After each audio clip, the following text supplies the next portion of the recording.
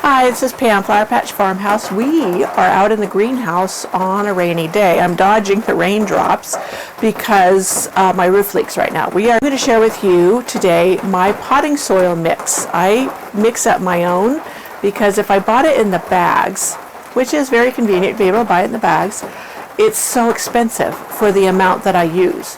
So I have a local horse ranch that they give it to me. It's been composted like 3 years.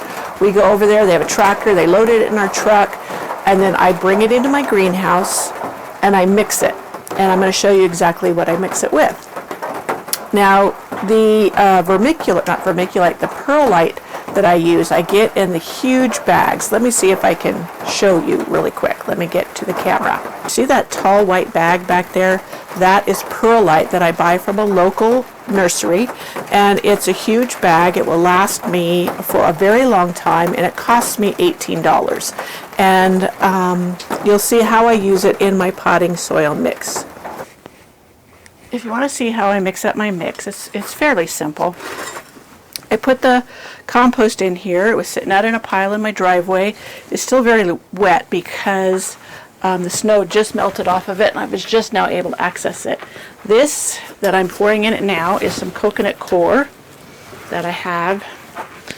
It comes in a hard compressed brick, and then you soak it, and then it comes apart. And this has been in my greenhouse for a while, so it's dried, but it makes it very easy to mix.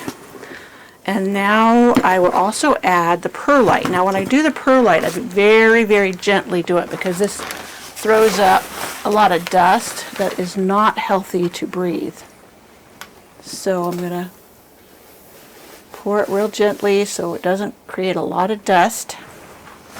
And I'm actually reaching very far away from myself to dump it. I'll probably do 3 of these little tubs full. And then as I mix it, I kind of eyeball it and see if it's enough. Okay, then I'll start mixing it in very gently because it can still create a lot of powder. Just take it slow.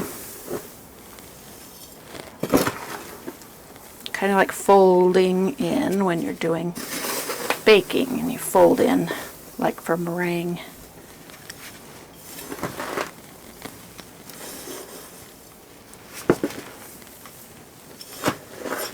I may need to add a little bit more.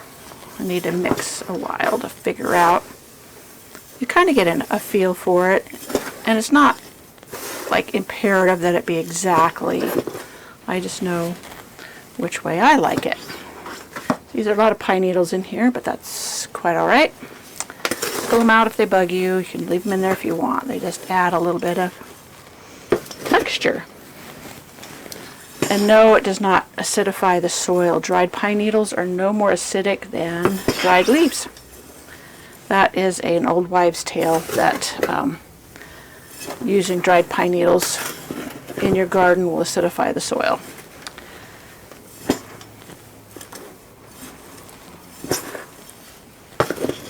Okay, that's looking pretty good. I think I have a good amount of each in here, a good ratio. And now I can go get me another pot to put my next dahlia in. See, I still need to mix it. There's still some big clumps, but you can also mix as you go. It's not a big deal.